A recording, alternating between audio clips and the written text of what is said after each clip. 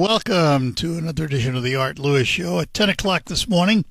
Jim Begic will be with us from Begic Nursery and Garden Center. They're celebrating, as we are, their 75th anniversary. At 11 o'clock this morning, we'll learn about Bowers Heating and Cooling on Focus. We have a doubleheader for you this hour, though. We'll start out talking about something coming next weekend, a major event in Midland. And then we'll have some open phones to talk about the Jimmy Kimmel situation. All of that coming up, but we're going to start talking about something that's been around since the 60s. It is the Michigan Antique Festival coming to Midland next weekend. And with us, the man behind it, we say good morning to Matt Edens. Matt, good morning. Good morning. Thanks for being with us today. How long have you been with the Michigan Antique Festival?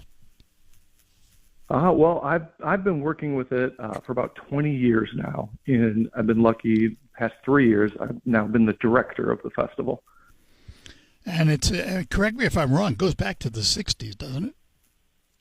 Yeah, it started in 1968. The festival actually was in Saginaw originally, and then they moved it to the Midland County Fairgrounds, where it's been its home ever since. And it's a huge festival. It's got to be one of the biggest in Michigan, if not the biggest. This is the biggest antique festival and car show in the state of Michigan, yes. Yeah, I'm glad you mentioned car show because that's part of it, and we'll talk about that. But it's September 27th and 28th at the Midland Fairgrounds. Someone who's never been to it, what should they expect? Well, I usually tell everybody, bring comfortable shoes because there's going to be a lot of walking. Yeah. We have 5 buildings full of antiques and collectibles and sports cards that, all different things that you'd want to buy for yourself or buy for some loved ones for the holidays. Then there's the big swap meet. There's food trucks, car show, live entertainment all over the fairgrounds. So there's, something for the entire family to do. And what time does it run? It's Saturday from 8 a.m. to 6 p.m. and then Sunday from 9 a.m. to 4 p.m. And like most of these things, and I know this for a fact because my late wife and I used to do it, you want to go early or what you may want to buy may be gone by the time you get there, particularly when it comes to antiques. My wife... There's a lot of regret in not buying the items soon enough. I hear that. Yeah. Well, I'll tell you what. Don't try and come back the next day. Yeah, there's a lot of regret walking around looking at stuff like you used to own, too. Oh, my goodness, yes. Let's talk a minute about the car show because it's another one of those big ones. I mean, it's huge. Yeah, the fall show, we're going to have probably about 300 cars that come out all weekend long. We'll have the DJ there giving out door prizes. And you also have a chance to be in the car show calendar where you can have your car displayed all year long in our calendar. And we'll give out the calendars, all the different winners, and anybody else that would like one. And there's also a parts swap, isn't there? There is. Yeah, there's a large automotive swap meet that'll be there all weekend as well. How many of these festivals are held a year? I know in Midland we have at least a couple, but you go to other markets too, don't you? We do. We put on 4 of these shows a year. So we do 2 in Midland and then 2 down in Davisburg, which is northern Oakland County. So let's talk about admissions. How much? It's $10 for the weekend. So that gets for the you weekend for both days. Oh, wow. Yep. And parking? Parking's free, so don't have to worry about that. And children 12 and under are free as well. Now, which is the best entrance to the fairgrounds to use? Well, there's a little bit of construction on Eastman Avenue right now, so I would say Airport Road's probably going to be your best way to get in. That's right, because there are 2 entrances to the fairgrounds. There are, yep. I didn't realize there was construction on Eastman. That's not a good thing. It's the very west side. So luckily, we have 3 entrances into the fairgrounds. So 2 of them are completely free of construction, and then the furthest entrance just has a few orange barrels out there. All right, so let's describe someone who has never been there before. How long should they plan to spend? This is an all-day event. So if you get there, say, 9 o'clock in the morning, if you wanted to see everything, you're going to be walking the event till at least 4 o'clock. So, that's why I tell everybody, plan to be there all day. A lot of people bring carts with them, so you don't have to carry your items when you buy them. And, like I said, bring comfortable shoes. And you mentioned the 5 buildings. Are there dealers in all those buildings?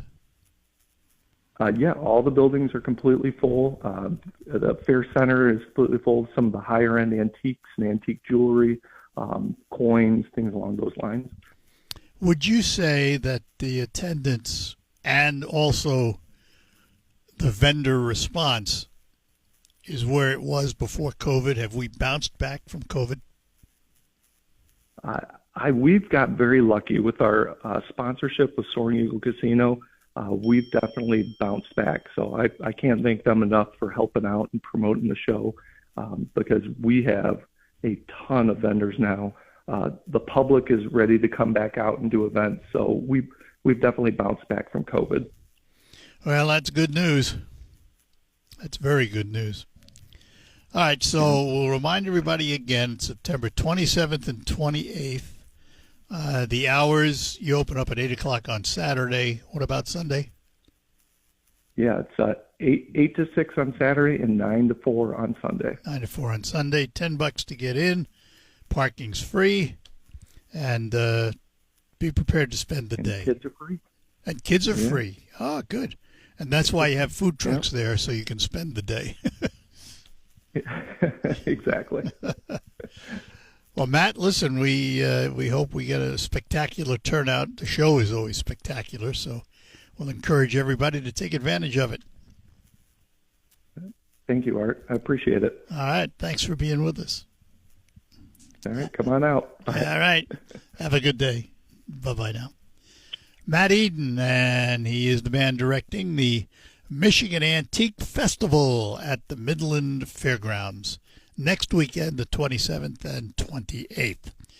We're going to take a break. When we come back, we're going to have open phones for the remainder of the hour, but I'm going to spend some time talking a little bit about Jimmy Kimmel and free speech. All that, we haven't had time to do that, so we're going to do that now after these notes. This segment of Our Community's Care. Welcome back. And we're going to dovetail on that promo you just heard. As you probably know by now, Jimmy Kimmel has been, at least they say, for now, temporarily removed. I've heard a lot of speculation that it might be permanent, but who knows? So it brings up the question of free speech and what should be allowed and what shouldn't be allowed. So I'm going to offer my opinion, and remember that it's opinion on the situation. But then I'm going to look at it from a different standpoint. My opinion is, and this may shock some of you, I don't think he should have been removed. Now, I've found what he said to be abhorrent, disgusting. Didn't like it at all. But that, in of itself, simply because I disagree, or you disagree, is not enough to remove him, in my view, from the air. Having said that, I have to look at the basis of my observation that way.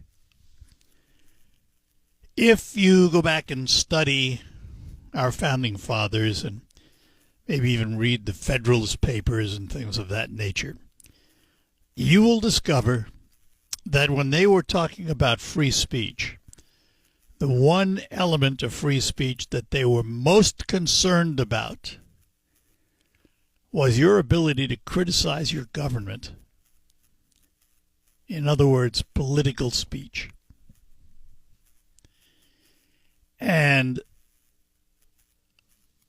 I have always stood behind that principle and stand behind it today.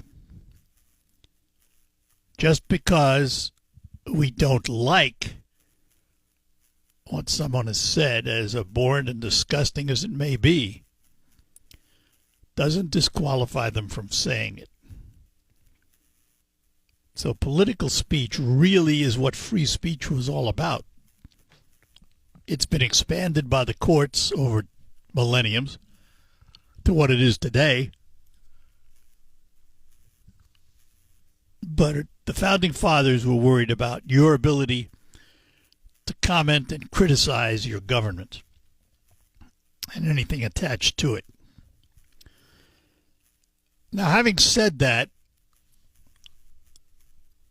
the next question then becomes, did Disney and those stations that have said they are removing Kimmel from the air have a right to do that? And the answer is yes.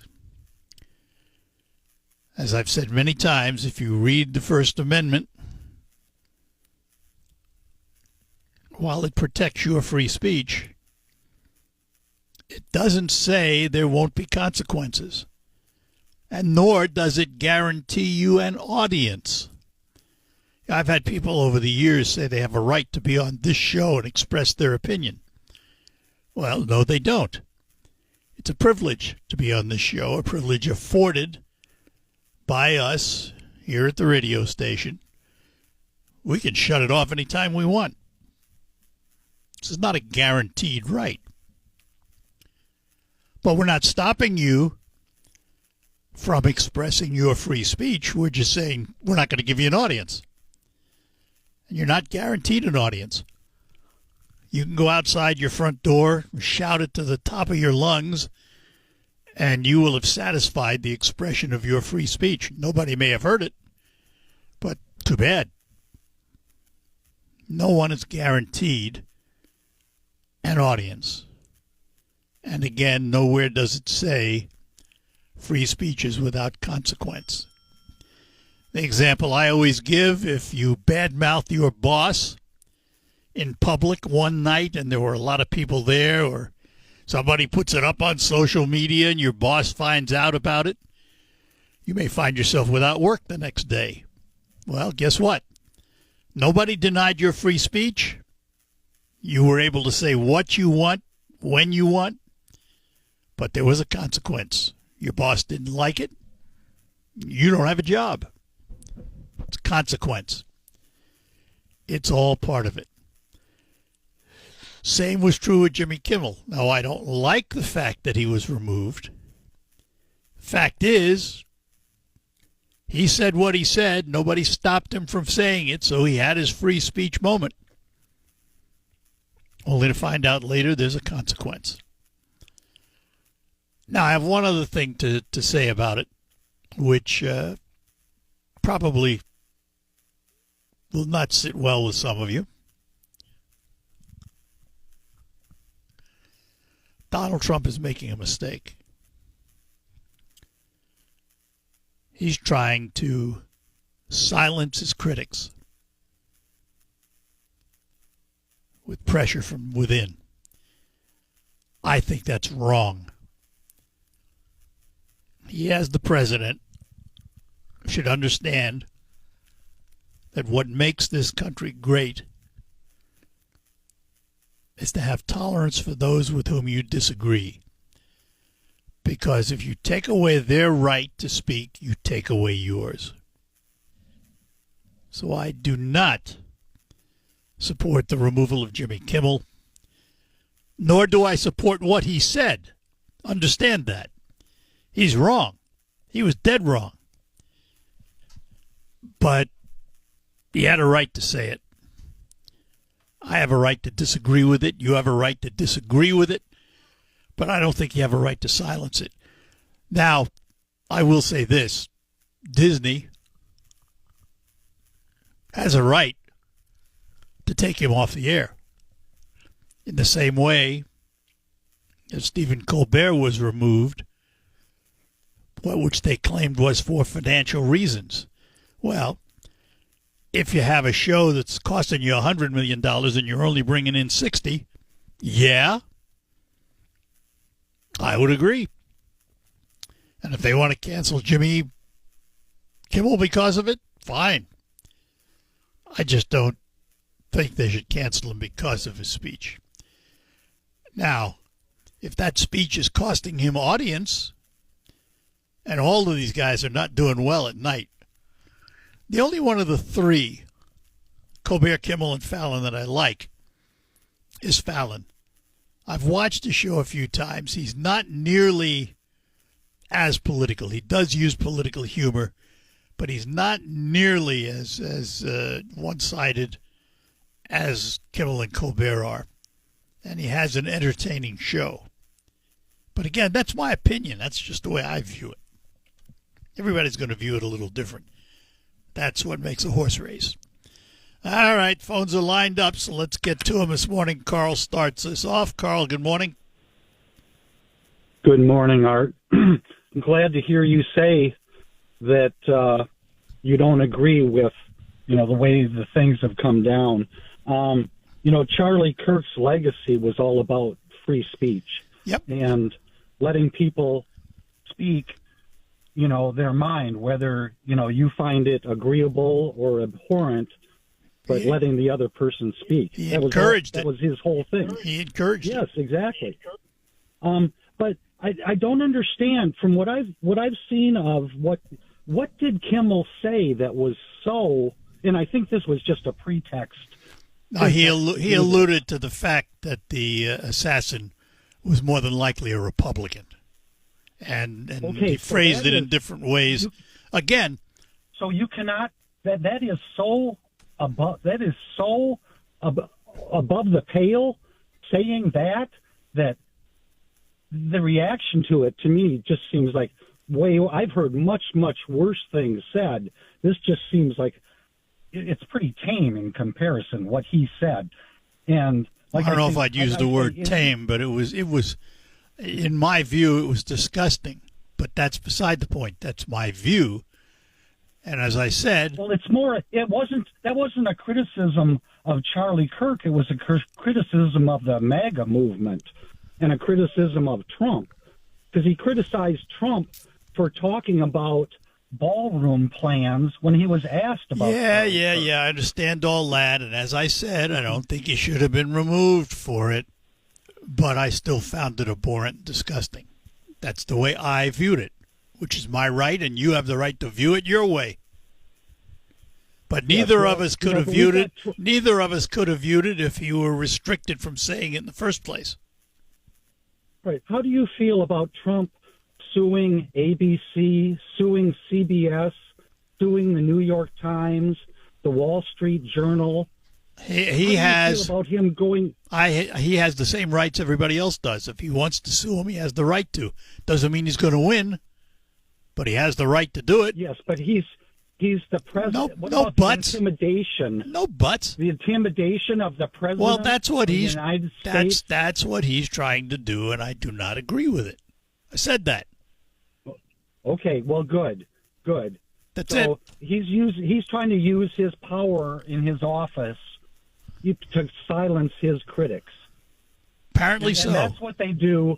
And that's what they do in North Korea and Russia and Hungary. I had to chuckle. I had to chuckle. Go after the comedians. I had to chuckle at the state dinner in the UK, where in his remarks he was praising England, Great Britain, for standing up for free speech. When in that country, if reporters say things nasty, they get arrested. I had to chuckle at that don't have because a First Amendment. I had to chuckle at that. All right, I got to run. All right, thanks, talk to you. Bye-bye. We'll get to more calls in just a couple of moments. Let me take a moment to talk about my friends at Quick Lane Freeland on the McDonald Ford property. I hate to tell you this, but here in Michigan, winter is just around the corner. Snow and ice, of course, will bring you driving challenges, and how you prepare for them will provide you a margin of safety. One of the things you can prepare for are winter tires because they are different. They are different than your regular tires. And here's John from Quick Lane to tell you all about it. Hello, Art. Yes, winter tires are made with a pliable rubber compound that includes silica to stay flexible and maintain grip in freezing temperatures. Unlike harder all-season tires, which stiffen and lose traction in the cold, this flexible compound allows the tire to better conform to the road surface, providing superior grip and traction on snow and ice to keep you safe. Thanks, John. You can stop into Quick Lane Freeland today for a tire check. While you're there, you might want to have your cooling system checked, too, to see if it's ready for the cold weather ahead.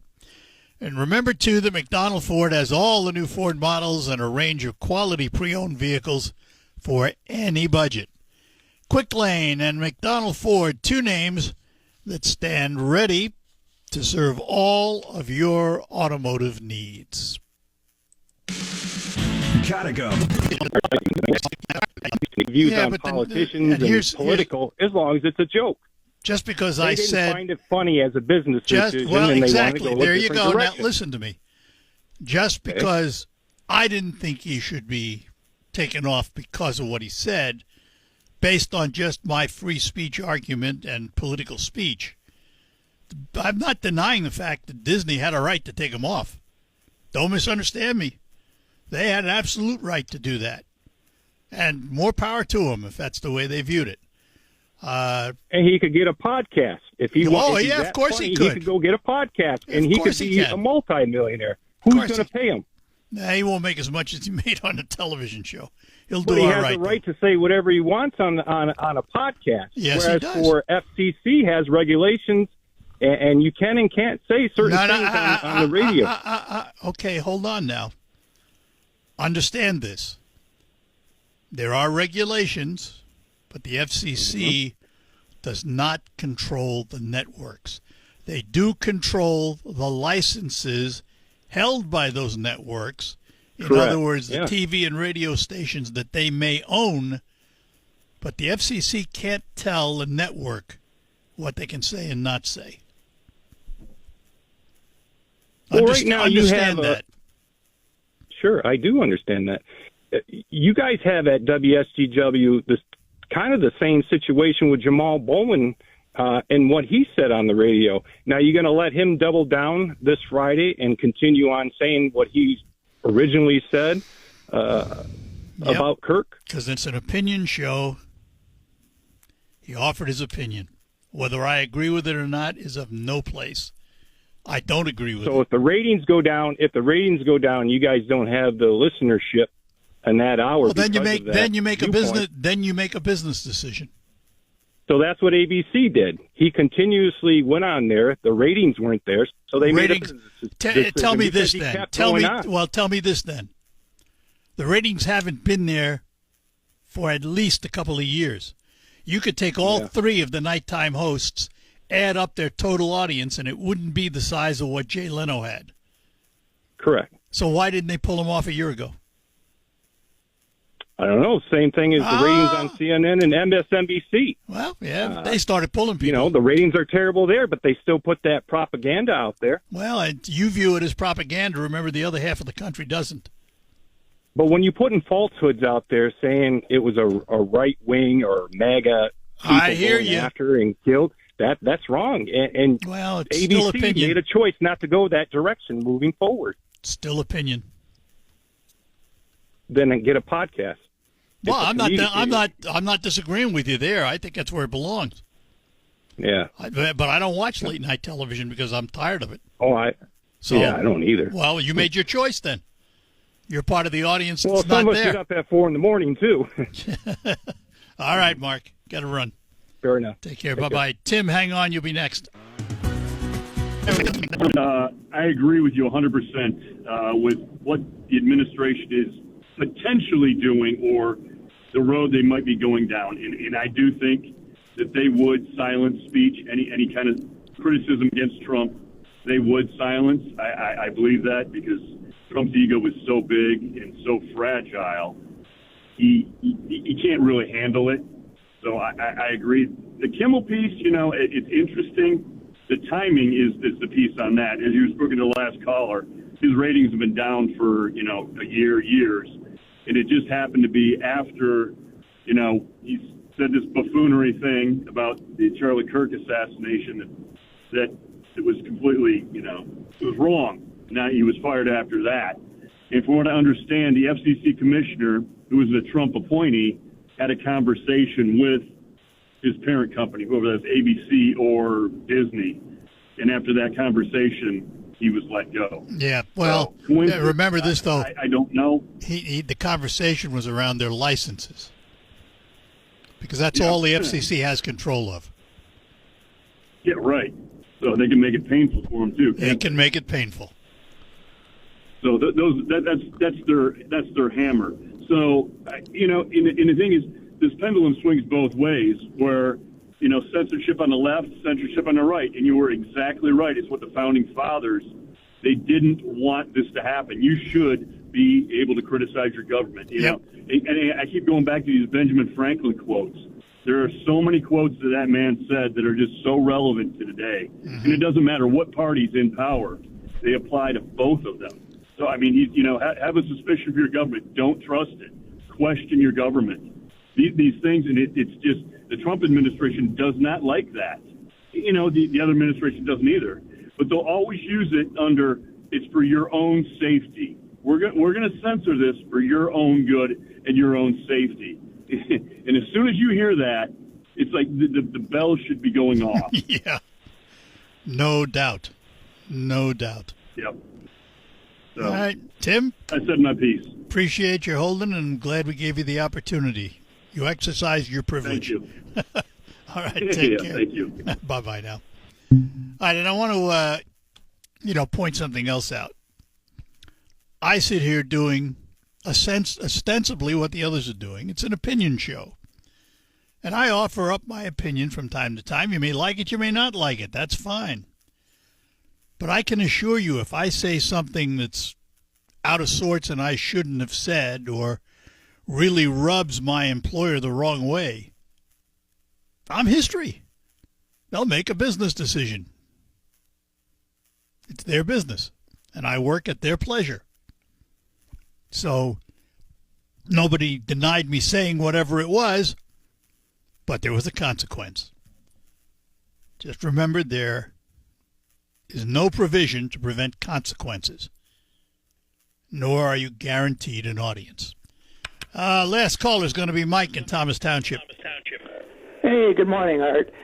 Jay Leno had a pretty good comment on that when he said, why would you alienate half your audience by being one-sided? And I used to really like to watch the talk shows, but all of them went to being political commentaries, and they're all, of course... And they paid the price. Against, I'm not defending them at all. I'm just saying that they wanted to do that. Too bad. The thing I'm really calling about, though, is I get a lot of spam on my computer, and where it says unsubscribe, these people have figured out a way to keep you from unsubscribing, even though I don't subscribe to them, by making it so that they say it's not secured. You can't get in to unsubscribe.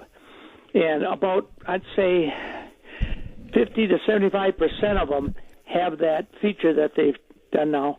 And I used to get like maybe 90, 100 spams when I opened it up, and it took me forever to get rid of them all. Here's my technique. If I don't recognize it, I don't open it, and I delete it. That's the end of it. I delete them. Now, it may come back again. It may try again, but I'll just do the same thing over again. Oh, yeah, but that happens forever. I mean, some of them I've seen for months and months. That's today's world. You might as well learn to live with it, because it's not going to go away. I am. But I'm just saying that now some of them you can get in and click, and then they'll let you unsubscribe. But it's very rare. I'd say maybe, I don't even know if it's 25% of them. Well, the legitimate ones are going to let you unsubscribe. Yeah, exactly. But that's what I'm saying. It's almost all financial things where, I'm not a millionaire. I'm not going to subscribe to, these things. And yet they just fill up, and it takes me quite a while to blow through them all and then erase them all. And, it just... Yeah. It just I imagine we'll start getting the spam phone calls, too, because it's getting to be Medicare decision time, and that'll really pick up. So, I got to run, Mike. Okay, very good. Have a good day. Talk to you now. later. Take care. Bye-bye. take our last break and then come back and tell you what's ahead here on the Art Lewis Show. On your mark, get